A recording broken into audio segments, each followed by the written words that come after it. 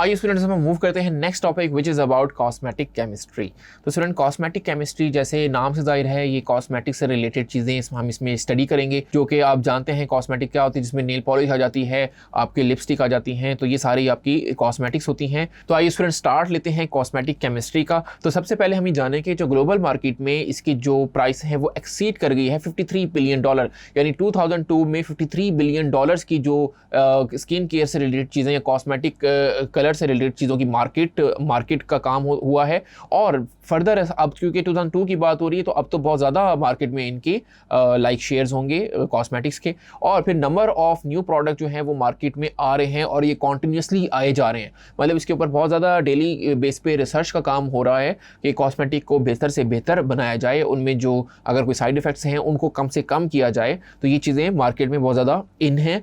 और कॉस्मेटिक जो केमिस्ट हैं वो भी इंटरेस्टिंग यानी इस लुक में है कि वो कोई एक्सोटिक इंग्रेडिएंट्स ऐसा यूज़ करें जिससे जो इम्प्रूव है स्किन की जो अपीयरेंस है वो भी ज़्यादा बेहतर हो सके और ह्यूमन की हेल्थ को भी नुकसान ना हो, हेल्थ भी आपकी मेंटेन रहे। तो कॉस्मेटिक केमिस्ट्री के ऊपर बहुत ज़्यादा काम है स्टूडेंट। ये कोई लंबी चौड़ी साइंस नहीं है, ये एक सिंपल 2-3 चीज़ों का मिक्सचर है। अभी हम इसको पढ़ेंगे तो आपको समझ आ जाएगी कि आप इसको लाइक घर पे भी इन कहीं पर किसी रूम में भी इसको कुछ केमिकल्स को मैन्युफैक्चर कर सकते हैं। जैसे लाइक नेल पॉलिश हो गया, नेल पॉलिश रिमूवर हो गया, तो इसको हम कहीं पर भी बना सकते हैं कोई छोटी सी जगह पे लेके। इसमें 3-4 चीज़ों की मिक्सिंग होती है, तो इसमें कोई रॉकेट साइंस नहीं है। तो आगे चलते हैं, हम कॉस्मेटिक केमिस्ट्री की बात करते हैं। तो हम यहाँ पे स्टडी करेंगे नेल पॉलिश की, नेल पॉलिश रिमूवर के बारे में स्टडी करेंगे, फिर हेयर डाई को देखेंगे कि वो कौन से केमिकल यूज़ होते हैं, किस तरीके से बनता है, और नेल आपकी लिपस्टिक आ जाएगी, लिपस्टिक में देखेंगे कौन से केमिकल यूज़ होते हैं उनकी मैन्युफैक्चरिंग में। तो सबसे पहले स्टूडेंट आते हैं नेल पॉलिश की तरफ। नेल पॉलिश से स्टार्ट लेते हैं। तो स्टूडेंट याद रखिए कि नेल पॉलिश का जो है वो कोई सिंगल फार्मूला है, यानी ये एक मिक्सचर होगा बहुत सारी चीज़ों का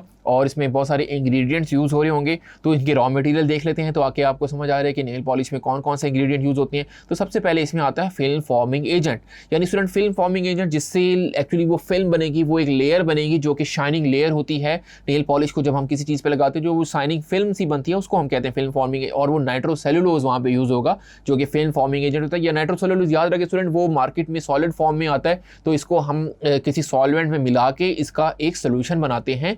तो नाइट्रोसेलुलोज आपके उसके, और ये बड़ा डेंजरस केमिकल है, इसकी हैंडलिंग थोड़ी सी मुश्किल होती है।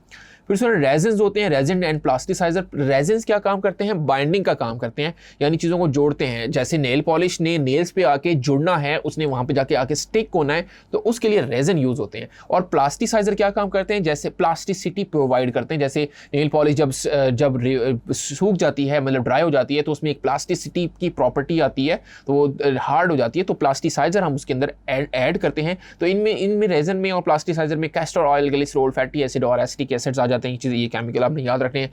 उसके अलावा स्टूडेंट सॉल्वेंट्स यूज होते हैं। सॉल्वेंट्स का काम किसी चीज़ को डिसॉल्व करना है, तो ब्यूटाइल स्टेरिएट और एसिटेट कंपाउंड जो कि इन मिक्सचर को आपस में डिसॉल्व करके रखेंगे, तो ये सॉल्वेंट यूज होंगे। फिर फाइनली आता है कलरिंग एजेंट, जिसको हम पिगमेंट भी बुलाते हैं, जो कि पर्ल या फिश स्केल से मिलकर बन रहे होते हैं। तो ये आपके यहाँ पे कलरिंग एजेंट होते हैं। So hopefully student raw material आपको क्लियर हो गए। रॉ मटेरियल के बाद बस इन चीज़ों की मिक्सिंग ही है और कोई खास चीज़ इसमें नहीं है, तो वो लेकिन स्टेप वाइज है, तो हम उसको देख लेते हैं किस तरीके से ये नेल पॉलिश इंडस्ट्री में तैयार होती है। तो मैन्युफैक्चरिंग प्रोसेस की तरफ चलते हैं। तो सबसे पहले पिगमेंट को मिक्स किया जाता है नाइट्रोसेलुलोज के साथ और प्लास्टिसाइजर के साथ, और ऐसा एक स्पीड मिल के अंदर होता है, यानी स्पीड मिल बहुत स्पीड से मूव हो रही होगी और उसके अंदर पिगमेंट, नाइट्रोसेलुलोज और प्लास्टिसाइजर को मिला के एक मिक्सचर सा तैयार कर लिया जाएगा। और मिल का काम क्या होता है स्टूडेंट? मिल का काम होता है ग्राइंड करना, यानी वो पिगमेंट को पेयर ऑफ रोलर होंगे, रोलर मूव हो रहे होंगे, रोलर के दरमियान में वो फिर पिगमेंट क्या हो रहे होंगे, क्योंकि पिगमेंट सॉलिड फॉर्म में होते हैं, तो वो ग्राइंड हो रहे होंगे उनका एक और वो कलर उसमें पूरे मिक्सचर में फैल रहा होगा यूनिफॉर्मली। तो स्टूडेंट उसके बाद क्या होगा? जब पिगमेंट आपका यूनिफॉर्मली फैल जाएगा और आपको एक कलर मिल जाएगा, तो मिक्सचर को आप रिमूव करेंगे फ्रॉम द मिल शीट और उसको मिक्स कर देंगे विद द सॉल्वेंट। तो स्टूडेंट अब यहाँ पे आपने एक सोल्यूशन बना लेना है, यानी सॉल्वेंट के साथ जब आप मिक्स करेंगे, पहले तो वो सॉलिड फॉर्म में थे, उसको आपने मिला लिया, अब सॉल्वेंट के साथ मिला लिया, तो अब आपका एक क्या हो जाएगा? एक आपका सोल्यूशन बन जाएगा। यानी अब, और ये जो सोल्यूशन बनाना है ये आपने स्टेनलेस स्टील कैटल्स के अंदर बनाना है, क्योंकि बहुत ज़्यादा रिएक्टिव है, तो यहाँ पे हम स्टेनलेस स्टील का यूज़ करते हैं जिसमें ये मिक्सचर आपका सोल्यूशन की फॉर्म में बन जाएगा। तो स्टूडेंट नेक्स्ट काम क्या होगा कि उसके बाद आप इसमें परफ्यूम्स या मॉइस्चराइजर ऐड करते हैं और इसको स्लाइटली कूल करते हैं ताकि उसमें कुछ स्मेल, अच्छी स्मेल आए। जब आप नेल पॉलिश यूज़ करते हैं तो उसमें एक फ्रेगनेंसी भी आती है, तो उसका भी ख्याल किया जाता है।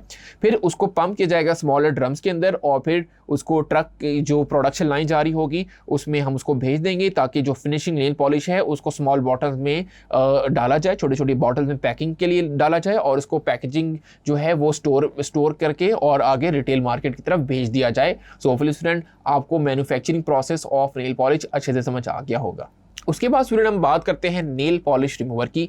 तो जहाँ पे नेल पॉलिशेस बनती हैं वहाँ पे नेल पॉलिश रिमूवर भी बनता है और ये बहुत ज़्यादा इजी है इसको बनाना। इसमें जस्ट 2 केमिकल यूज़ होंगे, ये 2 ऑर्गेनिक सॉल्वेंट का मिक्सचर है। एसीटोन इसमें यूज़ होता है, साथ साथ उसमें एथाइल एसीटेट और ब्यूटाइल एसीटेट यूज़ होता है। स्टूडेंट यहाँ पे काम क्या होता है, यहाँ पे जो केमिस्ट होता है उसका काम क्या होता है कि वो डिफरेंट एक्सपेरिमेंटेशन करता है और उनके रेशो को सेट करता है। अब हो सकता है, लेकिन टोटल होती है 100%।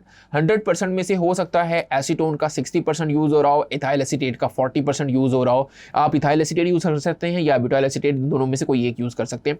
तो एसीटोन तो है ही है। तो अगर एक चीज़ 60% यूज़ हो रही होगी, दूसरी 40%, तो टोटल ये 100% आपने बनाना होता है। इसका मतलब क्या होता है कि अगर आप 100 ग्राम किसी चीज़ में बना रहे होंगे मिक्सचर, तो उसमें से 60 ग्राम एसीटोन यूज़ होगा, 40 ग्राम ब्यूटाइल एसीटेट यूज़ होगा, डिपेंडिंग कि केमिस्ट किस तरीके से उसको बना के लेके चल रहा है। तो फिर आप रेशो को डिस्टर्ब करते हैं। रेशो को डिस्टर्ब करके क्या किया जाता है, उसकी प्रॉपर्टी को चेक किया जाता है कि नेल पॉलिश रिमूवर को कौन ज़्यादा बेहतर तरीके से रिमूव कर रहा है, कौन किसका साइड इफेक्ट नहीं है। ये सारी चीज़ें केमिस्ट इसको बहुत एहतियात से इसको मिक्स करके इसका एक फाइनल फार्मूला निकालते हैं। उसके बाद इसको बड़े स्केल पे बनाया जाता है और फिर मार्केट में लेके आया जाता है। होपफुली आपको अंडरस्टैंड हो रहा होगा। उसके बाद स्टूडेंट हम बात करते हैं लिपस्टिक की। तो लिपस्टिक जो है वो सिंपल है केमिकल कंपोजिशन में, लेकिन उसकी जो एप्लीकेशन और जो इफेक्ट है वो बहुत ज़्यादा है, बहुत ज़्यादा कॉम्प्लिकेटेड है। तो उसके रॉ मटेरियल्स देख लेते हैं। तो लिपस्टिक में स्टूडेंट बहुत सारे रॉ मटेरियल यूज़ होते हैं। उसमें सबसे पहले आता है वैक्स।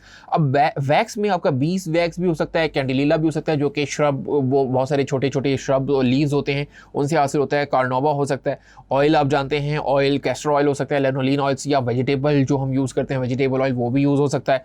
उसके अलावा एल्कोहल यूज़ होता है जो कि सॉल्वेंट के तौर पर काम करेगा। फ्रेगनेंस जो आपको स्मेल अच्छी देगी, लाइक परफ्यूम वगैरह की स्मेल देगी। पिगमेंट जो कि कलर देंगे। प्रिजर्वेटिव्स होते हैं और एंटीऑक्सीडेंट जो कि ऑक्सीडेशन से बचाएंगे, रिडक्शन का काम करेंगे। तो यहाँ पे ये सारे केमिकल्स लिपस्टिक बनाने में इस्तेमाल होते हैं। ये आपने रॉ मटेरियल याद कर लेने हैं।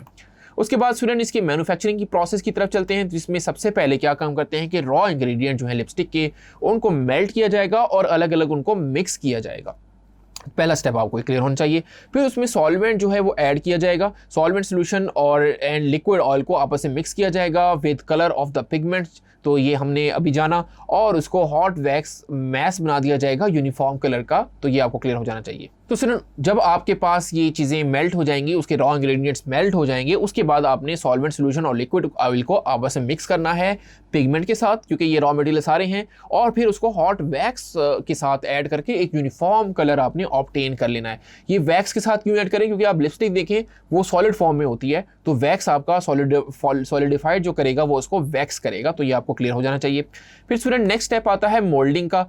तो मोल्डिंग में आप देखें क्या काम होता है, मेल्टेड मैस को डिस्पेंस किया जाएगा मोल्ड के अंदर, और ताकि उसकी जो ट्यूब की जो है बॉटम ऑफ द ट्यूब वो टॉप पे रहे मोल्ड के। उसका मतलब आपको अभी क्लियर हो जाएगा। फिर लिपस्टिक को जो है वो कूल किया जाएगा और सेपरेट किया जाएगा फ्रॉम द मोल्ड, और ट्यूब को सील कर दिया जाएगा। यानी मोल्ड का काम क्या होता है, मोल्ड उर्दू में अगर हम जाने इसको समझें तो हम सांचे को कहते हैं। तो इसका एक मोल्ड बनाया जाता है। लिपस्टिक अगर आप देखें वो जिस शेप में होती है, तो उस शेप में उसका एक मोल्ड में उस केमिकल को डाला जाता है, तभी उसकी एक स्टिक टाइप शेप आती है और वो साइड से थोड़ी सी ऐसे कर्व भी होती है। तो ये चीज़ आपको क्लियर हो रही होगी। फिर लिपस्टिक को पास किया जाएगा फ्लेमिंग कैबिनेट के साथ, ताकि उसमें जो सीलिंग कर दी जाए, पिन होल कर दिया जाए और उसको सील करके बंद कर दिया जाए, उसकी जो बेसमेंट है उसको पैक कर दिया जाए। और फिर इस तरीके से इसका फिनिश इंप्रूव हो जाती है और इसको फाइनली ले जाते हैं लेबलिंग और पैकेजिंग की तरफ। तो लेबलिंग और पैकेजिंग में स्टूडेंट लिपस्टिक को आप कैप लगाते हैं, उसको पहले आप पैक करते हैं और फिर लेबलिंग लगा के उसमें लिपस्टिक का कंपनी अपना नाम लिखती है और पैकेजिंग के लिए स्टोर में भेज देती है। और फिर आगे फिर इस तरीके से वहाँ से डिफरेंट ट्रक्स आते हैं या वो उस ट्रक्स में से जाके आगे लोडर आते हैं और वो ले जाते हैं मार्केट की तरफ। सो होपफुली स्टूडेंट लिपस्टिक का मैन्युफैक्चरिंग प्रोसेस आपको अच्छे से समझ आ गया होगा।